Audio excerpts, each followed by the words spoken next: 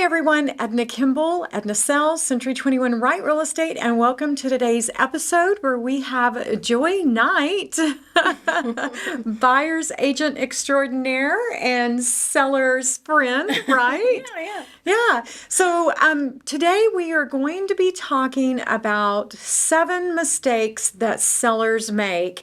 We're saying dollars down the drain, seller's expense pitfalls. Ooh. Fancy, huh? Yes, we don't want any pitfalls for our sellers. No pitfalls. Okay. So first off, Joey, how long have you been doing this? For about 7 years now. 7 years. Yep. Do you, and I should have asked you this off camera, but oh well, we'll just throw it out there. Do you have any idea how many homes you've sold in your 7 years? Yeah, almost 250. Okay, so yeah. you've done this more than once. Yes, just a few times. Okay. And the key to that is sometimes you only worked with the buyer, sometimes you only worked with the seller, sometimes you worked with both, but you see mistakes that the seller makes when you're the buyer's agent. Mm-hmm. Yes, and sometimes it's good when you're working with the buyer for the seller to make these mistakes, right? Yeah. But I think we're at that time of year where people are thinking about getting their home ready for the spring.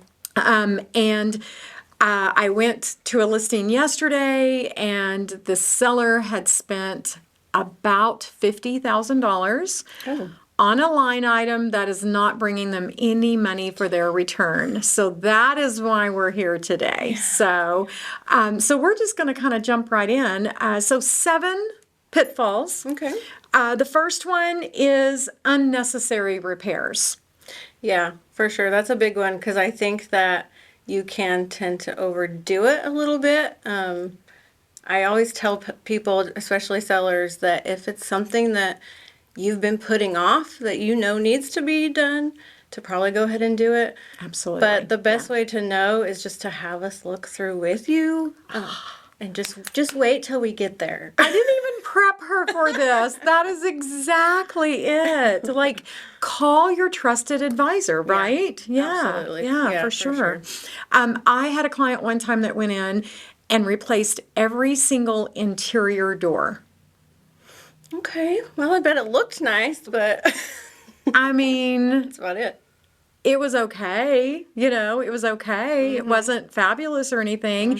And unfortunately, they thought that it would bring value. They thought, they had probably watched a podcast with someone who wasn't in real estate or did not have proven results. Maybe, I don't know. But anyway, so they spent, it was like $135 per door throughout the home, and this was back in the day. I mean, the house was listed at like $79,000, but it was a cute house, and I know. Do you remember those days? There really used to be homes priced for $79,000, and he had spent almost $1,500 on this project, and he had a really tight.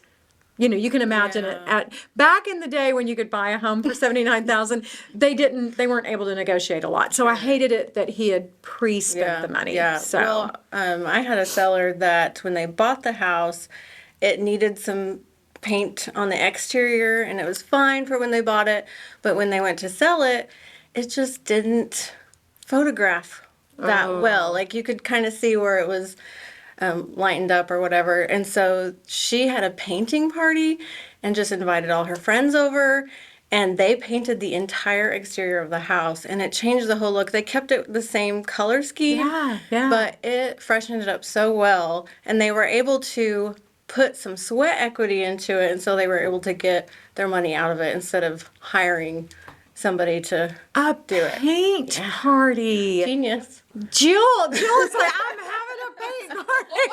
Jill, I'm busy that day. What? Well, I don't know. I'm like, if you have the right barbecue and drinks, I might show up. Right, But don't serve the drinks till after Yes, you have to wait. Get the flavor first. Jill is like, sign me up. I'm gonna paint. Might not be a great paint job if you do that. Absolutely. That is a great Okay, podcast is over. Yeah. We've done. Yeah, we applaud that. We've done. That is super smart. Super smart seller. Maybe we'll do the next podcast, Super Smart Sellers. Ooh, there we go. As opposed to what not to do. Okay. Okay. So unnecessary repairs, big one. and like Joy said, on all of these, if you know you're going to be selling in the next 3 to 6 months, call your trusted advisor now. And let me tell you, I think maybe in 21 years that I've been doing this, I've been in less than 10 homes where I could not find anything that I recommended. Right. I Yeah, mean, there's always something. yeah, right. There just is. There just is. Okay. Number 2, high-end appliances. Oh. Have you been in a home where the fridge talks to you? Yeah, it has a big screen and it's like a whole thing and it's a little, Do you know how much those cost?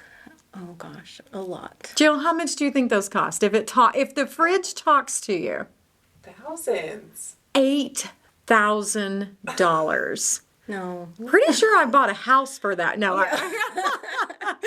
not in this market, Yeah, but just I try. know I've bought cars for Yeah, that yeah, much. yeah. So, and here's the thing that I have found is that when they are super digital and really high tech, even as a seller, if you're like, well, that's fine, I'll just take it with me. It does not travel well. Right. It doesn't move well. Yeah. Yeah. I mean, those digital parts exposed to heat or cold or dropping it or jarring it or whatever. So does your fridge talk to you at home? No. And actually, I just had a interesting experience with a closing where the buyer, the fridge that was in the kitchen was this really cool, kind of unique looking fridge. And they were like, oh, we'd love to have it, of course. The seller had spent a ton of money on it, and so they weren't able to negotiate with that fridge because they had put so much money into it. And that's something that we can usually do is negotiate with that fridge. But they ended up putting the garage fridge, for those of us that have a garage fridge, you know what I'm talking about. They put the garage fridge in the kitchen, totally fine. It wasn't anything fancy. It was just, same double-sided stainless steel. It didn't have a screen or Didn't anything talk like to that, you. and they were perfectly happy. So I love that. Yeah. I love that. Yeah. But it's just such a ridiculous expense. yeah, that's too much money, guys. Just don't do it. I think, because I think so often people go, this is my forever home. I mean, I don't necessarily believe that because I've been in too many houses that were your forever home. As long as you don't expect a return on investment, an ROI, then go for it. If you're doing it for yourself or if it's an anniversary gift or I don't know if that's a good anniversary gift. Yeah. But I've had several that no, that's my dream fridge and I'm keeping it, taking it with me. That's fine. Yeah. Well, and on the other side too, my personal experience is we had a big fancy oven in our house when we bought it. And know it was this great story. while we had it. But this big fancy oven had a safety feature that when it got to a certain degrees, it would just shut down just to keep it from, burning your house down, I guess. But when it did that, it messed up the computer function on the inside. It basically melted it. And so when we went to sell the house, we had to, of course, replace that. So it was a pretty big expense. And I was the like how seller. much is an oven now? Now that was a wall oven. Yeah, that was a not built-in a kitchen stove. Yeah, not a right? stove. It was a built-in oven. Pre-COVID, This during is after COVID, COVID. after COVID. Yeah. Okay. So, and I think it ended up being about $2,500. So that's $2,500. That's a lot. Yeah. So that's crazy. Especially when it's moving from your pocket Yes.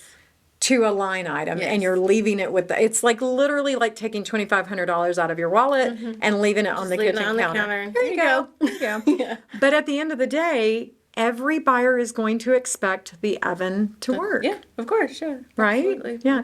Now, what do you think about a seller just disclosing up front hey, the oven does not work? Does that work? Sometimes I feel like most of the time. In a $350,000 home, would it have worked? Exactly. No. If it's a certain price point, it has to be In ready a to move it. $79,000 home. You could probably get away with it or negotiate it into the contract, Maybe. But yeah, it needs to be somewhat move-in ready whenever you're purchasing above a certain price. For Yeah, sure. absolutely. People expect it. Yeah, it's kind of like when people say, well, they can replace it themselves, whatever that item is. Right. Well, not at that price point. They do expect it. But on the flip side, if there was such a thing as a $79,000 home, The average buyer would be probably a first-time buyer. Right. Do you have to have a working oven? Mm-hmm. You do. Yeah. You have to have a stove. Yes. Kitchen stove. Yes, yeah. Now, I've bought many a home that the wall oven was not working because, it was like the 1970s, this narrow one. Uh-huh. Snarrow one? I said the narrow one. Okay, the narrow one. And so we would cut out the cabinets and stick in a kitchen stove. Oh, yeah, Yeah, that would work. So, yeah, it works. It works. So, but don't necessarily go buy the most high end thing. Definitely Yeah. not. Yeah. Don't recommend it. Okay, so appliances, and I do have to bring this up. Have you seen that the new trend, the appliances are white? Nuh-uh. Yeah, seriously, it's back. For those of us that remember back in the day when everyone had white 90s are appliances. here. Yeah, the white appliances are back. Now, they have obviously they're a little sleeker, a little more updated looking, but I'm not sure how I feel about that. Because it depends on what the cabinets and the rest of the house looks like. Right? Yeah. So anyway, if you're seeing white appliances, and some of them have like gold handles and all of that, cute, but yeah. I don't know. I'm still. I think I'm gonna stay with my wood paneled. Yeah, ooh, Yeah, I love that's that what look, I'll yeah. stay with. So, okay. So number one, unnecessary repairs. Number two, high end appliances. Number three, landscaping extravagantly. How do you feel about that? Well, I feel like less is more when it comes to landscaping and just tidying it up. Yes. Just don't go crazy with the new stuff. Just make what you have that's there look really, really nice. It's the KISS method. Have you heard of that? KISS. Keep it simple, Silly. silly. Yeah, stupid. I'm not allowed to say stupid. My 6-year-old granddaughter right now is going, she said the S word. Oh my The God. S word is stupid in our house. So, okay. I had a listing, and you may have sold. Actually, I think you did sell this one. It was at the Fly-In community. Okay. And it had a river. Do you remember that? And it was fabulous. Like a little creek that ran down a little under bridge, and bridge, little all bridge. of these different areas of landscaping. And people were just blown away by it. Yeah. But they were also overwhelmed by it. It's too much. They were just like, I will never be able to maintain that. Too much. Yeah. So, Yeah. and they did end up negotiating down because the actual owner was going to tear some of that out because they knew that they wouldn't be able to maintain it. Yeah, So, it does take some of the value away when you do that too. yeah, you can just totally overdo it. So, extravagant landscaping is number 3. And again, exactly what Joy said, it's neat and tidy and easy. Yeah, especially right now with like the leaves are falling and Oh just, my gosh. and they're not pretty anymore. They just look crazy, and so just get the leaves out of the way, guys. Yeah, clean Find it a up. teenager that can put some leaves in a bag for cheap. There you go. Okay, she's on a roll today. Paint party. Hire the teenager in the neighborhood. I love it. Okay, number 4, customized features. So I'm talking like I had a client that had built this beautiful home, but they had traveled the world. So they had handmade, hand painted, both handmade and hand painted tiles from somewhere south of the border. It wasn't, it was like Uruguay. Is that south of the border? I'm geographically challenged. Jill, is it? Jill says it is. I'm going to go with it. Jill's smart. Phone a friend. Anyway, south of the border, and they were handmade and hand painted. My word. So they had flown down, designed them with this person. I mean, they were so cool and so funky. But I wouldn't have lived with them, right? Yeah. And they had different ones in every room. And they had upgraded their sinks to match, like a different sink with every tile in every room. And that's not for everybody. Right? Yeah. But they had already paid this crazy amount to have these made on top of the travel time and then the shipping amount. Yeah. And then during the inspections, we found out that some of them were actually cracked. And yeah, Jill was like, no, but seriously, The nice cracked. hand tiles. And you can't, the artist was now deceased because it was someone older, and it just went on and on. I mean, at every turn it cost money. So, Yeah. how do you feel about customized features? Well, the thing that pops up in my head was a listing. I think you had it and I've had it after, and it was a, what do you call it? It was like a chalkboard, and it had this really cool, intricate frame around it. And when you walked into the house, it looked like it was on the wall. I know that, It looked yes. like it was part of the wall. Yes. Because it was so intricate and it was beautiful, but it was not. And so we ended up having to negotiate into the contract, and it worked out. But yeah, it was one of those things where you just assume this nice, beautiful piece of furniture really It is was what a piece of furniture, yeah. Yeah, that it was not part of the wall. So Yeah. And it was ugly. and that's a really good one because it's one of those things you think it's a customized feature, but it was hung on a lip. So it was not actually attached and Yeah. it came off very easily. So that's a whole another spin on Yeah. this. So Yeah, don't that's get me started. Maybe that's a third podcast we'll do. Okay, good. Okay. Now, so elaborate mosaic tile designs or sinks that are really unusual. Have you had any stained glass windows? Yes, I've had a couple actually, and And how do you feel about them? Did it help sell? Did it increase the value that they had it flown in from no, Venus? I mean from Venus. Yes, that was really very expensive. Okay, not Venus, but anyway, you know where I'm going with that. yeah, and I get it because my great grandfather was a stained glass artist, and so there's a lot of time and everything like put into it, and so I get that you have that like attachment to it, and if you're gonna leave it with the house, you think it's going to create that value, but just because you're attached to something doesn't mean it's going to be valuable, and I understand that it's emotionally valuable to you, but And my recommendation on that, go ahead and do a plate glass window and then hang it Yeah. in the window, even if it's the exact same size. And then it's something you can detach and take with you, or you can sell separately because I'm not kidding you, the sellers are not going to pay you for that. No, Yeah. definitely not. And then one of my all-time personal favorites was the design in the bottom of the pool. That actually was their initial, the family initial, or the family crest, or even the full family name. I mean, I know Jill's like, Jill, would you pay extra? It costs them so much money to have that inlaid. So will you pay $15,000 extra for that? No. Put No. some dolphins. Some dolphins. Yeah. Mermaid. Okay. Jill, you're no longer in this podcast. Do not put dolphins in your pool. I promise you. I promise Keep it you. simple. Keep it, yes. Keep it simple, silly. Yes, okay. So customized features, I think I've beat that dead horse. Okay. Number 5, personalized high-end upgrades. Now, this is different than what we've been talking about. This is, I had a client one time was remodeling their bathroom, and they put in oh gosh, I was going to look this up before I got on here. They put in the highest okay, so basically it was like the fridge that talks to you, but it was a toilet that talked to you. Oh goodness. Okay. And then they also paid to have all the water lines and drain lines ran and put in a bidet. Okay. And so they were about 35,000 into this because of those two things. And believe it or not, the toilet alone was like 15,000.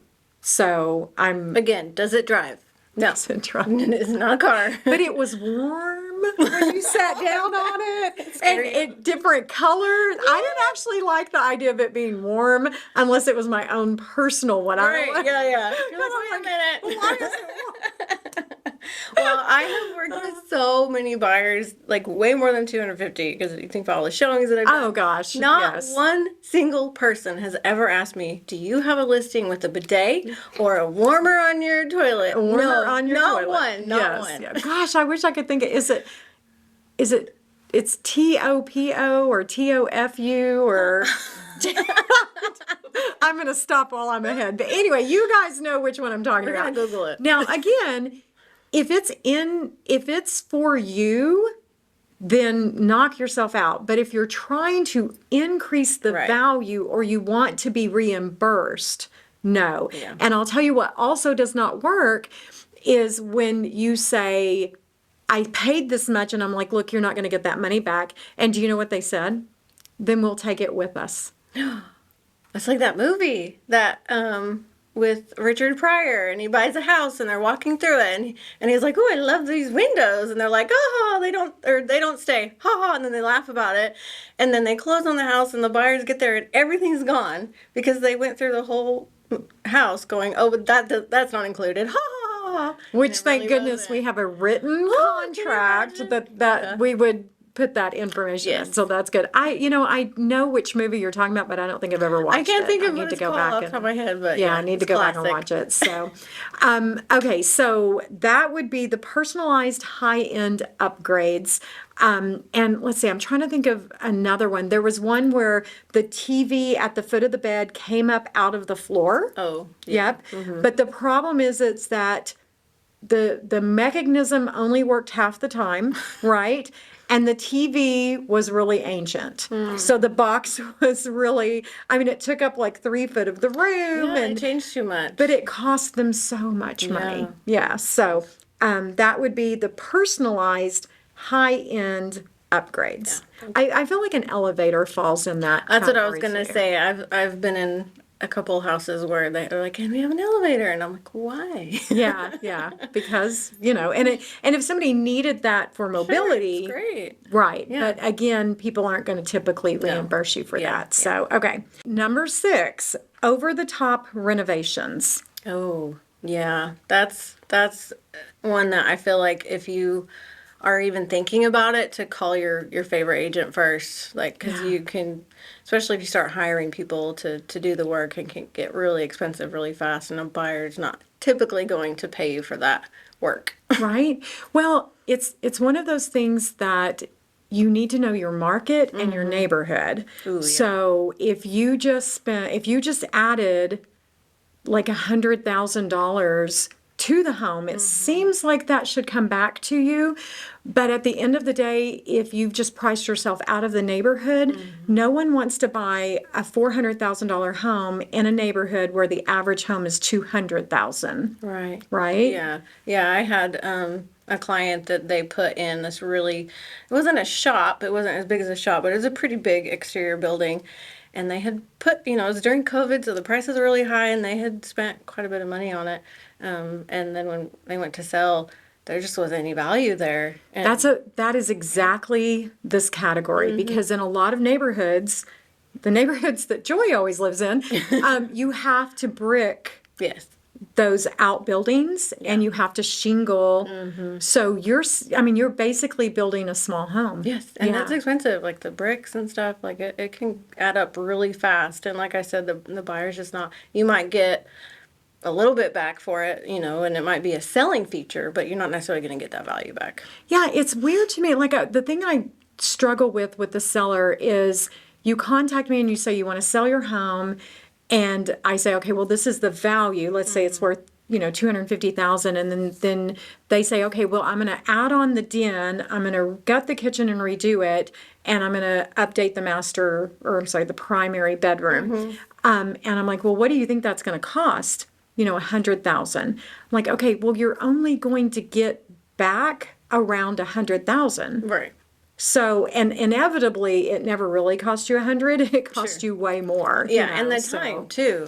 Time is money, and if you're trying to sell, especially in Tahlequah, like there is kind of a sweet spot that when you list and all of that. So you want it to be ready, and you don't want to be in a big project. Do you want to guess what number 7 is? Oh, is it the last one? I don't know. What is it?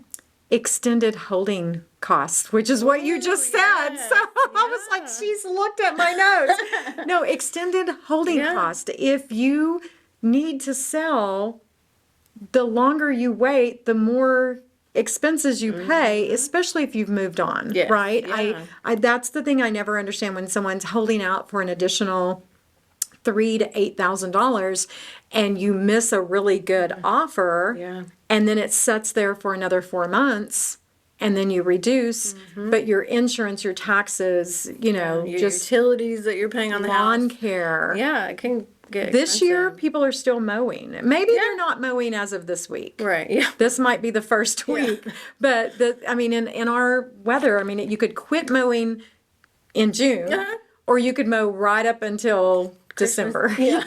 Right up until Christmas. That's true. That's yeah, true. yeah, So, for sure. those are the 7. I do want to kind of lean into just a few. So we've talked about the appliances, and that's everything from the fridge that talks to you, just don't. How do you feel about trash compactors? Trash compactors. Every realtor, go find your trusted advisor and say, hey, should I put in a trash compactor? Because half the time they don't work. They never work. Yeah, and they're always weird shaped, and so if it doesn't work and you have to take it out, then you have this weird shaped cabinet in your kitchen that you're like, I don't know what that. I know what to do. Please, I've got a client doing this right now. Take out the garbage disposal. We all know it doesn't work anyway. Take it out, frame it, and one of two things. Just go buy a nice, sleek, stainless steel trash can. Ooh, oh, Right? Okay. Yep. Yeah. Or if you're handy, you could turn it into a wine holder. Okay. Right? Or if you're really handy, you could do, like a slide out trash can. It's basically a faux door with a shelf, and you stick the trash can on it and you slide it. That's a really good idea. Yeah. Me personally, I just go buy the sleek stainless trash can. Stick it in there and stick call it in. good. Yeah. All done. Yes, All done. yeah. Because the money you're going to pay to get that working, it never really works. I've made that mistake so many times now. I tell people, and the key is getting rid of it before it goes on the market. Right. Right? Yeah, definitely. You don't want to say, "Oh, sorry, it's broken. You can't use it." Exactly. And the same thing for that fancy Toto toilet. I remembered the name. Okay, I didn't. Jill, our fabulous production crew here, took care of it. If you want that toilet, then take it out now. Yeah. Put in the one that's going to stay with the house. Yeah. And I guess ship the toilet to wherever you're going. you're I going. don't know. But the same thing, if it's something that's not working, get it out of the house now. Definitely. It just makes way more sense. Or at an absolute minimum, go ahead and disclose it.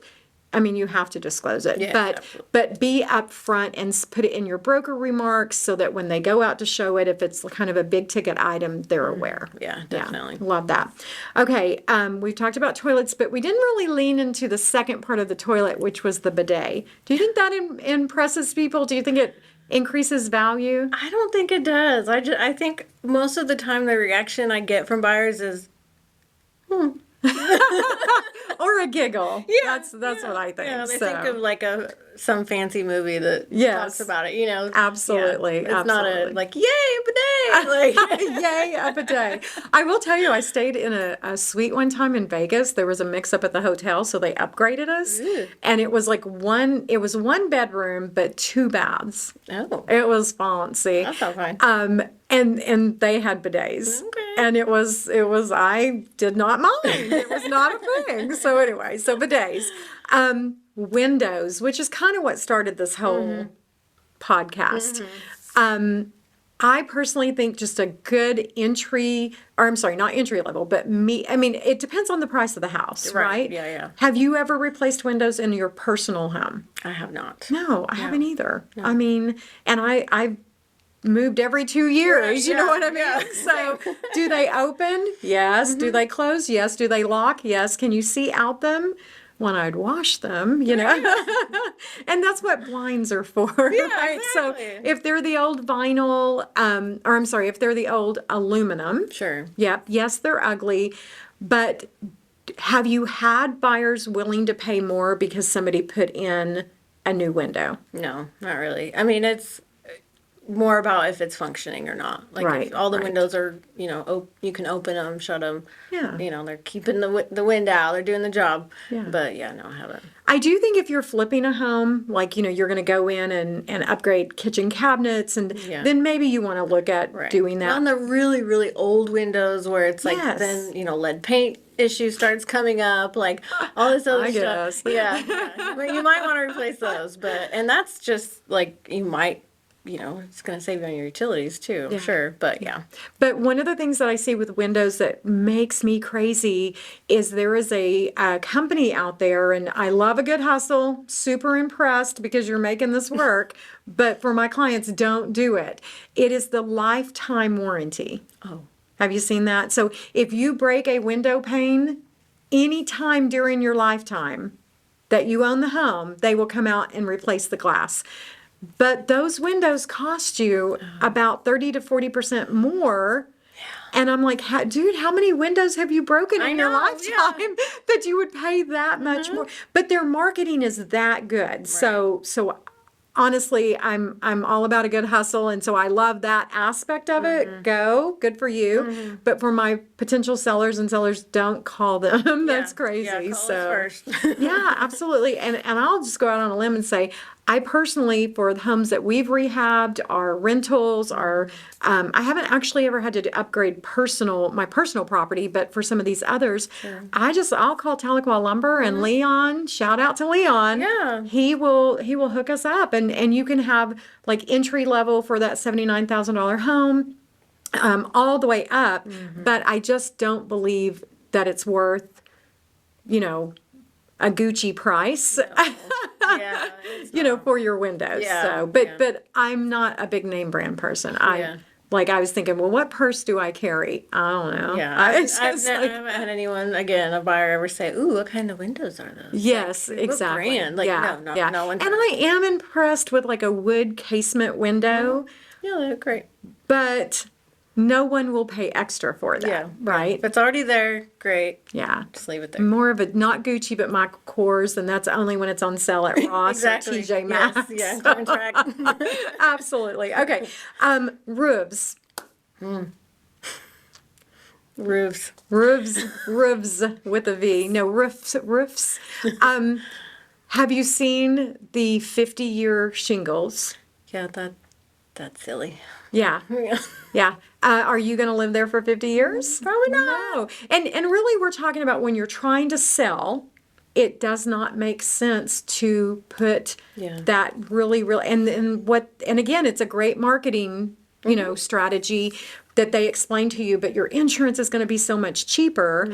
But just don't. You're not going to get the ROI, which is return on investment. If you spend $25,000 on a roof that normally would have cost $9,800, the buyer of that home is not going to be willing to pay the difference. Yeah, it's definitely not there. And if the roof is, you don't necessarily need the 50-year shingles, because if the roof is fine, because you replace a roof every like 15 years. Yeah, typically. and everybody says, no, it's a 30-year shingle. Well, Oklahoma might be a little different. Exactly. Those are not guaranteed for 30 years. Yeah, So, yeah. and it totally is different. So be mindful of that. Yeah. And then my last favorite one, solar panels. Yeah, I have been noticing that they're kind of coming up more around here, but again, I've never had a buyer ask for that. No, nor will they. No. And the reason is every seller that I've worked with that has had solar panels still owes a significant amount of money, because the way you purchase solar panels is on a prepayment plan. You put a large upfront down payment, they come out and they install. You typically sign some kind of an agreement because you're making energy, but on average, the clients that I've worked with have owed upward of $30,000. Yeah, that reminds me of the water filtration systems Oh, too, which are great. Yeah. If you want to get one, not telling you not to get it, but a buyer isn't going to pay you for that. And again, it's usually on a payment plan. And so you have to figure that into your whenever Security you're closing. system. Oh yeah, security. There's a systems few too. security systems that are Yeah, like that payment too. plan. Once you sign with them, it doesn't matter if you no longer own the home. If you signed a 3-year agreement and you're only a year into it, you still owe 2 years. And then the seller says, well, the buyer needs to take that over. And the buyer says, no, thank want it. you. Yeah. Yeah, that's a thing that it comes up a lot for sure in the alarm system. And again, if these are things that you're doing for yourself and you're going to stay, you feel like you're going to stay in the home, go for it. But if you're doing it to increase the value of the home, Yeah. what say you? Just don't, because it's not. It like I said, it could be a selling feature, but you're not necessarily going to get that value back when you close. I love that. The selling feature. So what I typically will say, people will call and say, hey, I'm going to put in a pool. And I'm like, okay, treat it like a trip to Disney World. You did it, you got the photos, you enjoyed it, but no one's going to ever reimburse you for that trip. The swimming pool is the same way. Yeah. So you've got 2 houses in the same neighborhood. One house has a pool, the other doesn't. The buyer is happy to buy the one with the pool unless it costs extra. Exactly. It's a selling feature. Yeah. Right? Definitely. But otherwise, they'll just buy the house without the pool, make friends with the neighbor, and use their pool. Yeah. That's what we do. That's good. That's good.